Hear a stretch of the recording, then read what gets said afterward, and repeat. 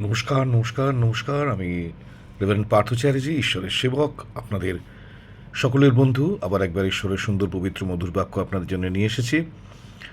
আপনারা যদি নিত্য নৈমিত্তিক আমার এই ঈশ্বরের বাক্যের সেবা যদি আপনাদের কাছে গিয়ে পৌঁছায় এবং যদি আপনাদের হৃদয়ে সেগুলি কথা বলে, যদি আপনাদের আধ্যাত্মিক জীবনে, আত্মিক জীবনে কোনো প্রকারের সাহায্য করে থাকে, তাহলে অবশ্যই দয়া করে আমার যে ইউটিউব চ্যানেলটি আছে সেটাকে সাবস্ক্রাইব করবেন, যাতে আমি আরও অনেক অনেক মানুষের কাছে এই বাক্যকে পৌঁছে দিতে পারি এবং ঈশ্বরের গৌরব করতে পারি। আজকে যে বিষয়টা নিয়ে আমি আলোচনা করব, সেটিকে ইংরেজিতে আমরা বলতে পারি যে your only limit is doubt.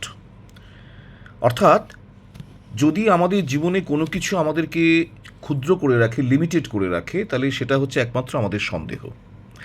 এবং সাইকোলজিতে বা মনোবিজ্ঞানে বলে যে আমরা কিন্তু অনেক ক্ষমতার অধিকারী হতে পারি। আমাদের মানসিক বা মানব যে মনের ক্ষমতার সীমা অসীম, কিন্তু আমরা শুধুমাত্র নিজেদেরকে সন্দেহ করি বলে, ডাউট করি বলে আমরা নিজেদেরকে কী করি না, লিমিট করে রাখি। আমরা সেই ক্ষমতার চূড়ায় গিয়ে পৌঁছতে পারি না।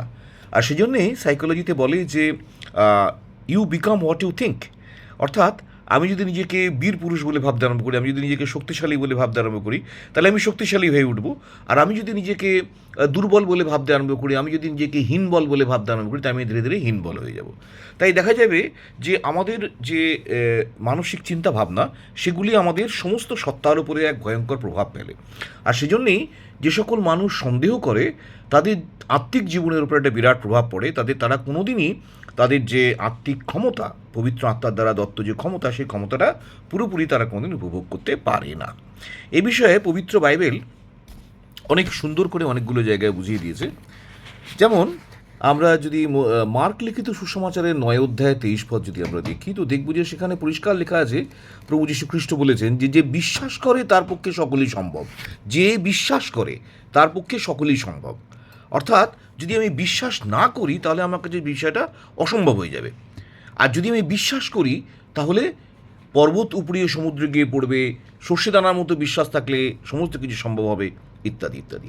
এমনকি যখন কোনো একটা ক্ষেত্রে যখন একজনের খুব কঠিন একটা ভূত ছাড়াতে পারছিল না শিষ্যেরা, তখন তারা খ্রিস্টকে ডেকেছিল এবং খ্রিস্ট গিয়ে প্রার্থনার মধ্যে দিয়ে সেই ভূত ছাড়িয়ে দিয়েছিলেন। তারপর শিষ্যরা যখন বলেছিল যে যে আমরা কেন কিছুতেই ছাড়াতে পারলাম না, তখন শিষ্য তাদেরকে বলেছিলেন যে প্রার্থনা দ্বারা বিশ্বাস অল্প হলে এই কঠিন ধরনের এই ধরনের অপবিত্র আত্মাগুলো মানুষকে ছেড়ে যায় না।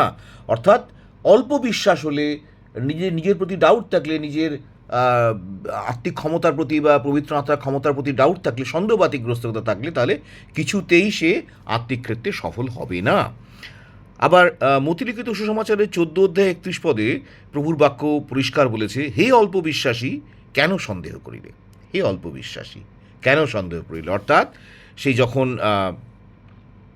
পিতর, তিনি জলের উপর দিয়ে চলতে চেয়েছিলেন প্রভু যীশু খ্রিস্টের মতো, এবং তিনি চলছিলেনও, এবং তিনি হয়তো শেষ পর্যন্ত চলে পৌঁছাতে পারতেন প্রভুর কাছে, কিন্তু সন্দেহ করার জন্য মাঝপথে তার ডুবে যাওয়ার মতো অবস্থা হলো। আর তাকে উদ্ধার করার সময় প্রভু যীশু খ্রিস্ট এই কথাটা বলেছিলেন যে হে অল্প বিশ্বাসী, কেন সন্দেহ করিলে?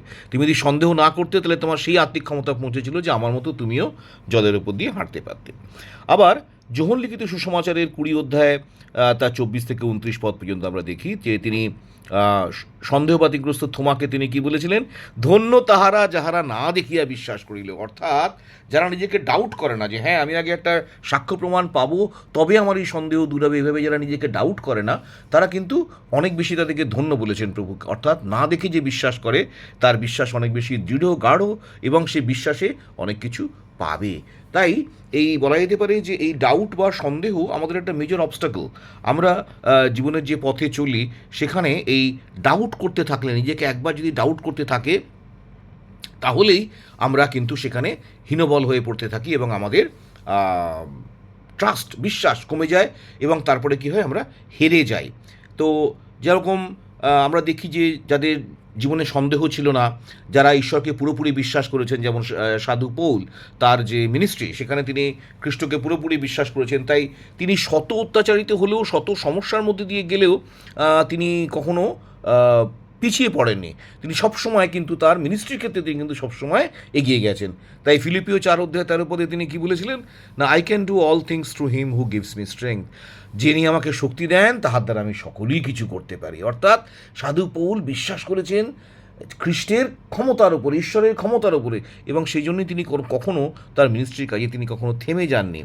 তাই যেখানে যেখানে আমরা দেখি যে বিশ্বাস পূর্ণ মাত্রায় আছে, সেখানে সেখানে জয়, আর যেখানেই সন্দেহ আসছে সেখানেই পরাজয়।